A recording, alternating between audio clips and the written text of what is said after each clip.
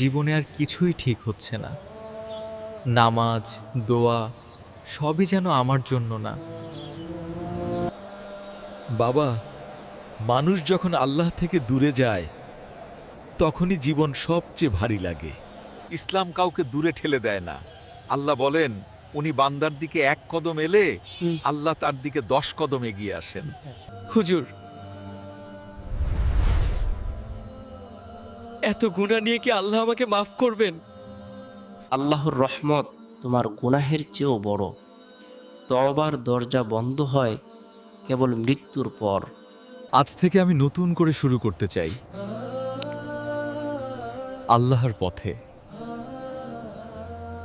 চলো বাবা, আল্লাহর ঘরে ফিরি।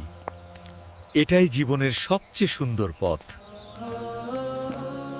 যে আল্লাহের দিকে ফিরে আসে সে কখনো হারিয়ে যায় না।